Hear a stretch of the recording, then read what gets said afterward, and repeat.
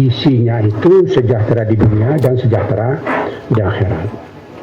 Kalau dua ini tidak tercapai, itu artinya pengabdian kepada Allah itu tidak sempurna.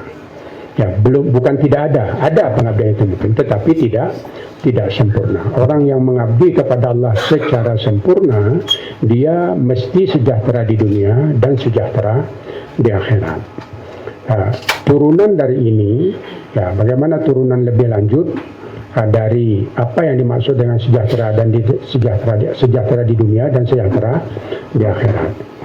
Untuk sejahtera di dunia, sederhananya kehadiran kita menjadi rahmat bagi semua orang. Kehadiran kita disenangi. Bahkan kadang-kadang bukan hanya disenangi, kehadiran kita dinantikan. Ya, ditunggu. Ya, aku kegerge hilan polana, gere puas. Buat teni kegerara polana, gere terjadin. Turah polana si memberinnya. Turah kita pengen muluhana kena polana. Ikenguk kehadiran te di masyarakat, baik selaku pribadi, selaku ASN, selaku kepala keluarga, selaku anggota masyarakat, oya si harap minabi di kita. Kehadiran te rahmatan lil alamin. Ahsan nas anfa'uhum linnas. Tadi oya ikenguk, oya ikoya kita dapat, insyaallah kita nemu dapat sejahtera di dunia. Aku memakai istilah sejahtera karena sejahtera ini kira terukur urum sen, nomor sen si ukuran ini sejahtera wah. Nah, jadi nomor deli ini keluarga, tapi sejahtera ini ada iwan atinte, iwan penghargaan di jemaah dan noya kita dapat gere karena sebab khusus, karena dirinte, nomor karena we kepala kantor, nomor karena we jemaah mesin di kampungnya. Nomor karena deli wakafi, nomor karena anak, karena memang we lagu noya. Ika wege, kita sakit katin jemaah. Si musiranga ngurang ini sedangkan neraka. Jadi sederhanai si kita prinsip moyal sirwaya.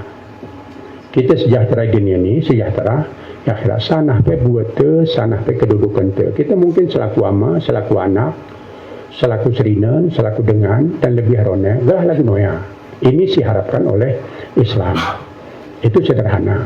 Ayat-ayat di Quran seluruhnya mengiulakan kurwa hal ini. Sejahtera di dunia dan sejahtera di akhirat.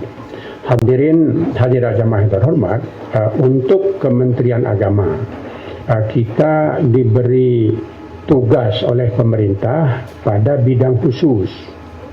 Ya, jadi bidang khusus disebut dengan agama. Sebetulnya tugas agama tidak khusus, itu mencakup seluruhnya.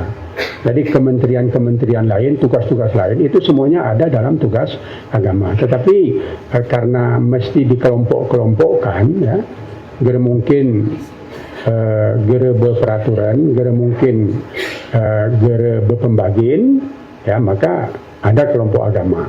Dan dimaksud dengan kelompok agama ini, di Indonesia tugas utamanya itu hal-hal yang berkaitan dengan agama. Tugas resmi Kementerian Agama yang paling besar, ya, yang paling besar, yang merata ke seluruh daerah itu dua. Pertama tentang pernikahan, yang kedua tentang pendidikan agama. Ini tugas besar Kementerian Agama di seluruh Indonesia. Ada haji, tapi haji itu hanya berapa? Gerasa 100% kurasa jemaah sebelum haji dari penduduk Indonesia ini. Ya, kita 200 sekian juta jemaah haji kita tidak sampai 200.000. Jadi kan tidak sampai 1%, ya, tidak sampai 1%. Tadi ini, jadi haji kalau kita ukur dari tugas Kementerian Agama itu kecil sekali. Tapi tugas yang besar tadi ada di pendidikan dan ada di pernikahan. Kemudian lain dari itu satu lagi, ini tugas, ya, tugas kementerian, tetapi sering tidak disebut. Ini penyuluh agama di tengah masyarakat.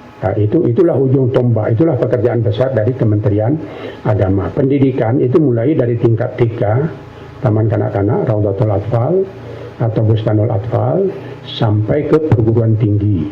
Ini pendidikan. Di pernikahan ini juga semuanya.